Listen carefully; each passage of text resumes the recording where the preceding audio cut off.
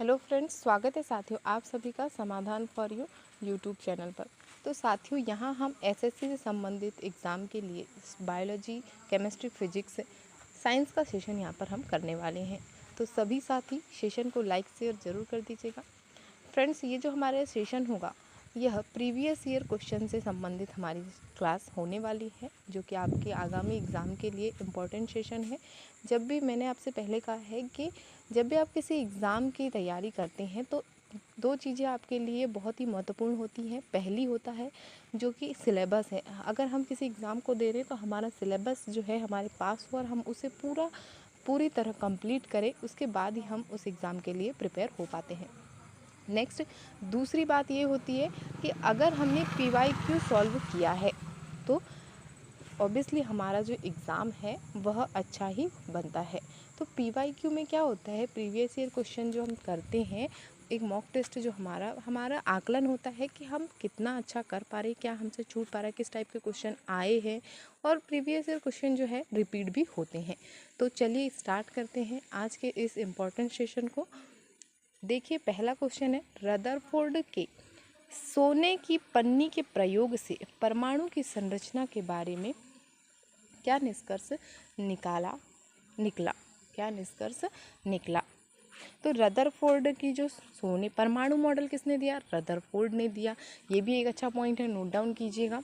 तो यहाँ पर पूछ रहा है कि रदरफोर्ड के सोने की पन्नी से प्रयोग से परमाणु की संरचना के बारे में क्या निष्कर्ष निकला। तो निष्कर्ष निकलेगा कि परमाणु में धनावेशित नाभिक और ऋणावेशित नाभिक जो है, ऋणावेशित इलेक्ट्रॉन होते हैं। धनावेशित नाभिक और ऋणावेशित इलेक्ट्रॉन, ऑप्शन फर्स्ट इसका राइट आंसर होगा। अगला क्वेश्चन है, निम्नलिखित विकल्पों में से सही विकल्प को चुनकर नीचे दिए गए कथन को पूरा कीजिए। समभारिकों की परमाणु संख्या अलग अलग होती है लेकिन परमाणु द्रव्यमान समान होता है। क्या अलग हो रहा है, जो आइसोबार्स होता है, आइसोटोप मतलब समस्थानिक। आप हम जो है कंफ्यूज होते हैं आइसोबार और आइसोटोप में। तो समस्थानिक जो है आइसोटोप होता है और समभारिक जो है आइसोबार होता है। तो भारिक से बार पढ़ सकते हैं आप, और समस्थानिक स्थानिक से जो है टोप पढ़ सकते हैं।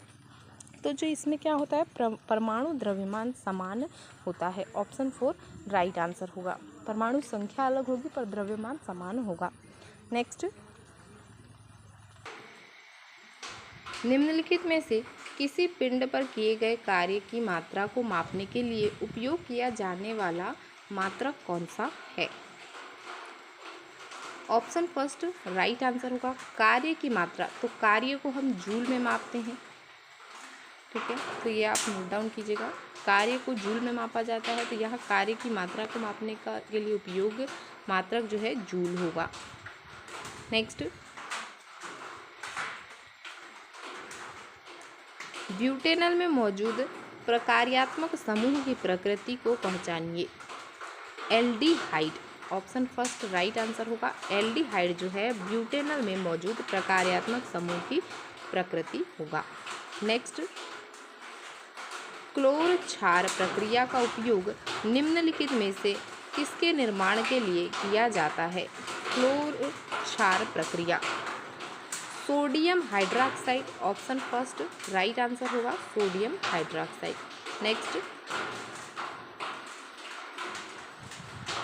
ग्रह किस बल के कारण सूर्य के चारों ओर चक्कर लगाते हैं।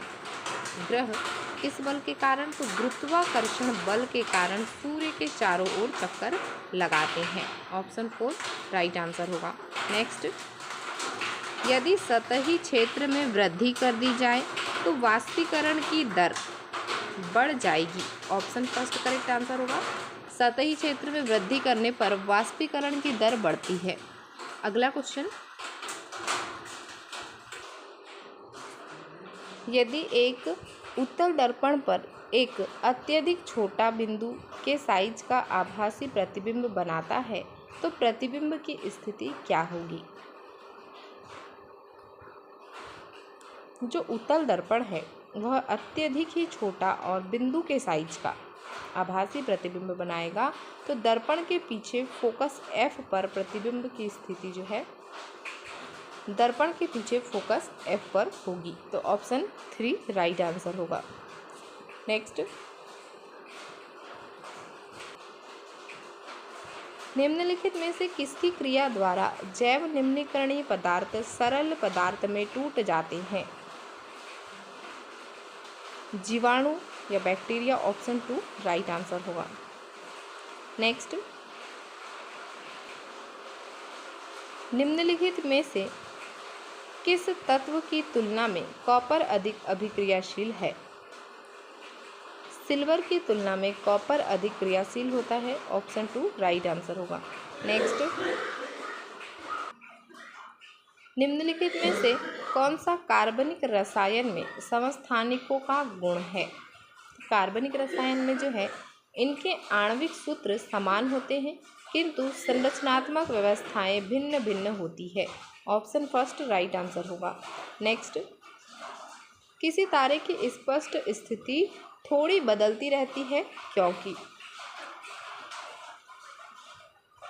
वायुमंडल की विभिन्न परतों का घनत्व अलग अलग होने के कारण। ऑप्शन 2 राइट आंसर होगा। नेक्स्ट, निम्नलिखित में से कौन सी ग्रंथि ट्रिप्सिन एंजाइम का स्त्राव करती है? अग्नाशय ग्रंथि पेंक्रियाज जो है यह ट्रिप्सिन एंजाइम का स्त्राव करती है। ऑप्शन 4 करेक्ट आंसर होगा। अगला क्वेश्चन है, निम्नलिखित में से कौन सा बीज जानवरों द्वारा फैलाया जाता है? विशेष रूप से कांटों वाले कांटेदार बीज जो उनके शरीर से जुड़ जाते हैं और दूर स्थानों तक ले जाए जाते हैं। तो कौन सा बीज जो है जानवरों से फैलाया जाता है? जेंथियम और यूरेना। ऑप्शन फर्स्ट राइट आंसर होगा। जेंथियम और जो यूरेना है यह जानवरों से के द्वारा फैलाया जाता है। अगला क्वेश्चन है, कोलाइड के लिए निम्नलिखित में से कौन सा कथन गलत है? कोलाइड के लिए गलत कथन पूछा गया है तो ऑप्शन 4 राइट आंसर होगा। कोलाइड एक सममांगी मिश्रण है। ऑप्शन 4। नेक्स्ट, निम्नलिखित प्रकरणों में से किस प्रकार के चुंबकीय क्षेत्र का बनना एक दंड चुंबक के चुंबकीय क्षेत्र के समान पाया जाता है? एक धारावाही परिमित लंबाई की परिनालिका। ऑप्शन 2 राइट आंसर होगा। अगला क्वेश्चन, वायुमंडल में उपस्थित निम्नलिखित गैसों में से कौन सी गैस स्थलीय जीवों द्वारा श्वसन के लिए उपयोग की जाती है? तो श्वसन के लिए जो है ऑक्सीजन गैस उपयोग की जाती है। ऑप्शन 4 राइट आंसर होगा। नेक्स्ट है, निम्नलिखित में से कौन सा उदाहरण संयोजन अभिक्रिया का उदाहरण नहीं है? संयोजन अभिक्रिया का उदाहरण नहीं है। कॉपर सल्फेट और आयरन से आयरन सल्फेट का निर्माण होना संयोजन अभिक्रिया का उदाहरण नहीं है। ऑप्शन 4 राइट आंसर होगा। अगला क्वेश्चन, निम्नलिखित में से कौन सा जीव परजीवी पोषण युक्ति दर्शाता है? परजीवी पोषण युक्ति जो कि दूसरे जो पौधे हैं या पेड़ है उन पर दूसरे जीवों पर निर्भर होना ही परजीवी कहलाता है।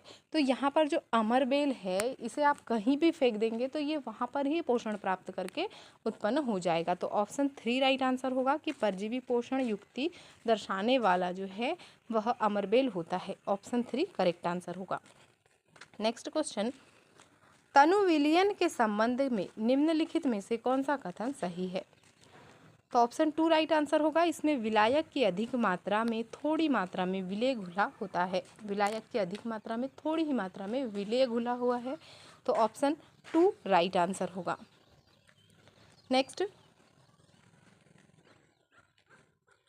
रामू को 1.33 अपवर्तनांक वाला पानी का एक टब, 1.46 अपवर्तनांक वाला तेल का एक मग, 1.5 अपवर्तनांक वाली ग्लिसरीन की एक बोतल और 1.65 अपवर्तनांक वाला ग्लास का एक गुटका दिया गया है। प्रकाश सर्वाधिक तीव्र चाल से किसमें यात्रा करेगा।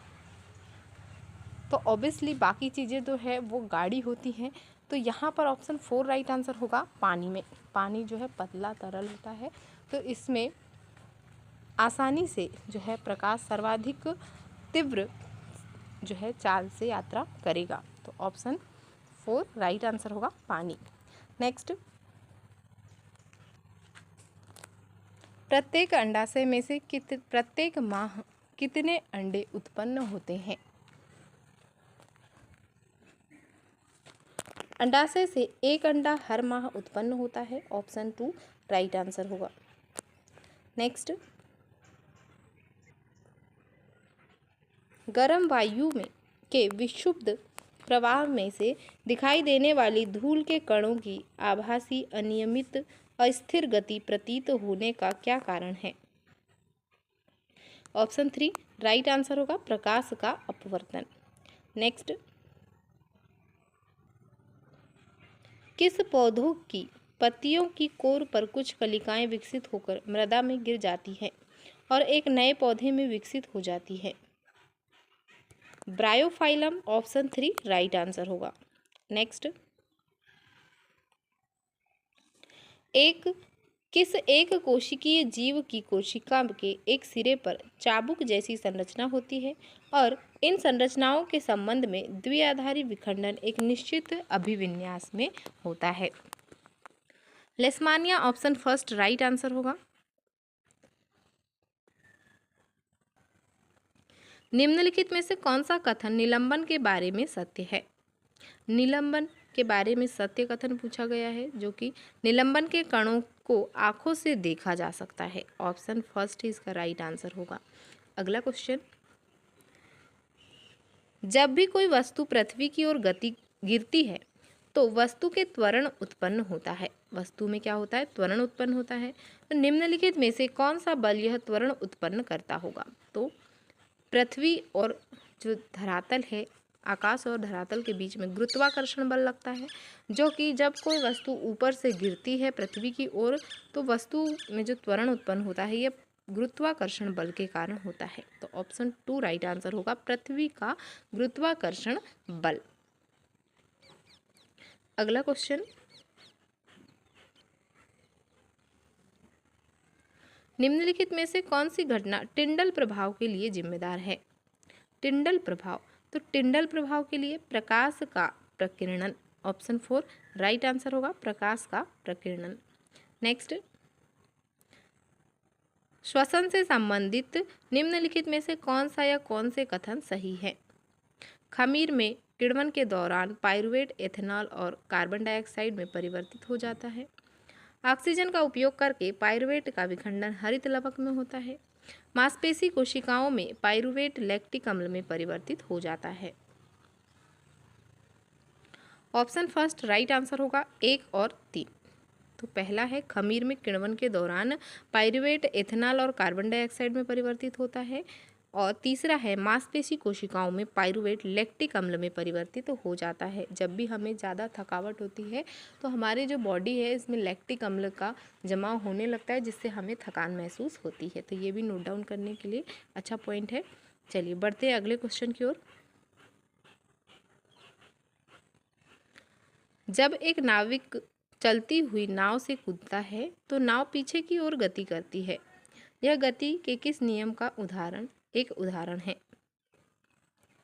ऑप्शन 4 राइट आंसर होगा न्यूटन का गति का तीसरा नियम। तो इस नियम को ही एक्शन जो नियम है, क्रिया प्रतिक्रिया नियम भी कहा जाता है। तो जैसे आप कर रहे हैं वैसी ही क्रिया आपको वापस मिल रही है, तो ये एक्शन वाला होता है। ऑप्शन 4 राइट आंसर होगा। नेक्स्ट, दिए गए विकल्पों में से परजीवी पादप का चयन कीजिए। परजीवी पादप, अभी हमने बात की थी कि आप अमरबेल को कहीं पर भी फेंक देंगे तो वहीं पर पोषण प्राप्त करके उत्पन्न हो जाएगा। तो पोषण युक्त परजीवी पादप जो है अमरबेल होगा। ऑप्शन 2 राइट आंसर है। अगला क्वेश्चन, निम्नलिखित में विकल्पों में से कौन सा पदार्थ की अवस्था में परिवर्तन और उस परिवर्तन से संबंधित उसकी प्रक्रिया से सही ढंग से मेल नहीं खाता है? गैस से द्रव्य ऊर्ध्वपातन, ऑप्शन 2 राइट आंसर होगा। नेक्स्ट, शक्ति P, वोल्टता V और प्रतिरोध R के बीच के संबंध को किसके द्वारा व्यक्त किया जाता है? P = V²/R, option 3 right answer होगा। नेक्स्ट, निम्नलिखित में से किस जीव में आनुवंशिक रूप से पूर्व निर्धारित लिंग नहीं होता है? ऑप्शन 2 राइट आंसर होगा, घोंघा। अगला क्वेश्चन, निम्नलिखित में से कौन से जीवाणु संक्रमण यौन संपर्क के कारण होते हैं? सुजाक, एड्स, सिफिलिस।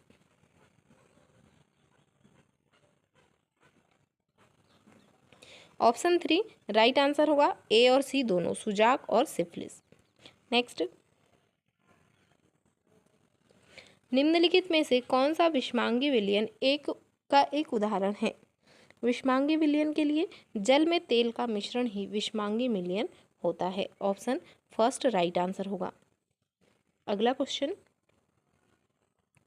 दो विभिन्न प्रतिरोधकों के समांतर संयोजन में निम्नलिखित में से कौन सा या कौन से कथन सही है? प्रत्येक प्रतिरोधक पर विभवांतर का मान समान होता है। प्रत्येक प्रतिरोधक में प्रवाहित होने वाली विद्युत धारा का मान समान होता है।